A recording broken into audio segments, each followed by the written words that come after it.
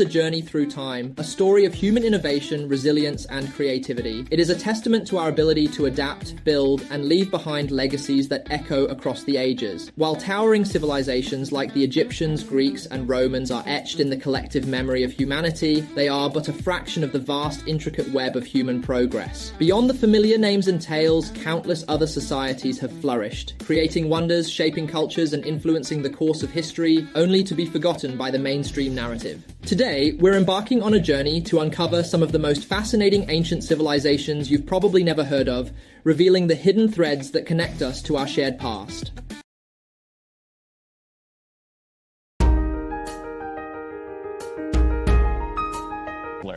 Sit and listen to the tale of my people, the Aksumites, whose empire was the jewel of the ancient world. Our land flourished between the 1st and 10th centuries of your reckoning, nestled where today lies Ethiopia and Eritrea. We were no mere bystanders in the affairs of the world. Nay, we shaped the histories of Africa, Asia, and Europe, though the world now speaks less of us than we deserve. In my homeland, the skies were pierced by great obelisks, tall and proud, carved with symbols of our kings and the tombs of our mighty.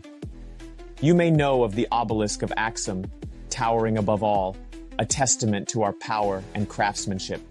These were no simple stones, but declarations of our strength, connecting us to lands far beyond our borders, from the Mediterranean to Arabia and the vast lands of India. And trade? Ah, the lifeblood of Axum. Our merchants brought gold, ivory, frankincense, and myrrh to distant shores, returning with the treasures of the world. We were not content merely to barter. We minted coins of gold and silver, stamped with the faces of our kings, ensuring our name traveled with every transaction. But above all, our faith defines us. In the days of King Azana, we embraced Christianity, a bold choice in a world where many gods still held sway. It was a new path, one that demanded strength, for we were surrounded by empires of other beliefs. Yet we stood firm, and our faith became the bedrock of Ethiopia, enduring through the ages. And yet, my friend, I ask you this: how could such a mighty empire fade from memory? Was it the whims of the heavens, the droughts and famines that we could not escape? Was it the shifting sands of trade that left us cut off from the riches we once knew? Or is there a mystery yet to be uncovered, a tale still waiting to be told? What do you think, stranger? Does our story not inspire your curiosity, your desire to know more of the world's forgotten wonders? Let my people's tale live on through you. Speak of us, share our legacy, and let others remember the greatness of Axum.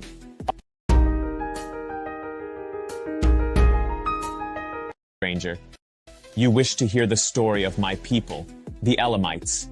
Then sit with me, and I shall tell you of the land where my heart lies, and where the great gods of our ancestors once walked. I am from Elam, the land of Anshan and Susa, where the rivers whisper to the mountains, and the desert holds secrets older than time. We are a proud people, our lineage stretching back thousands of years. We have stood beside the mighty Sumerians and Babylonians, sometimes as friends, other times as foes. Our rulers, the Sukalma, governed wisely, and our gods blessed our endeavors. Our lands are rich with the bounty of life, and our hands are skilled in the arts of creation. You may not know this, but we have our own way of writing, symbols carved into clay, unlike the cuneiform of our neighbors. We use this script to record sacred hymns, the decrees of kings, and the measures of grain that feed our cities. It is a gift of our gods, a tool to ensure that our deeds will never be forgotten. Have you seen a ziggurat? Ah, then you must visit the great ones in our land.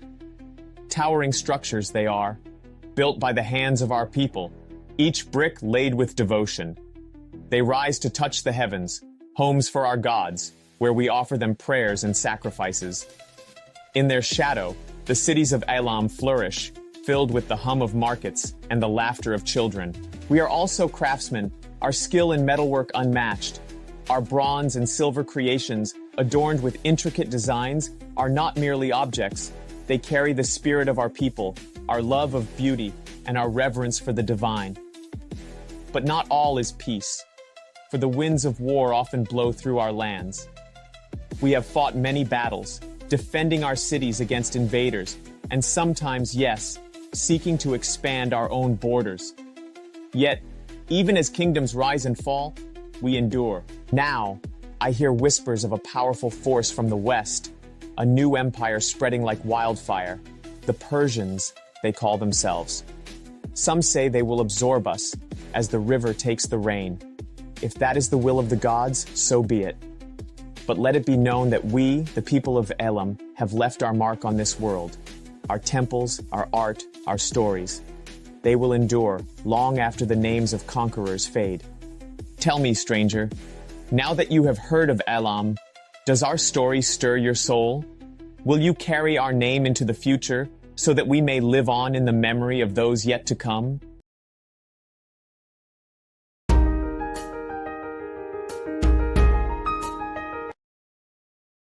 You stand before me, curious about the land I call home.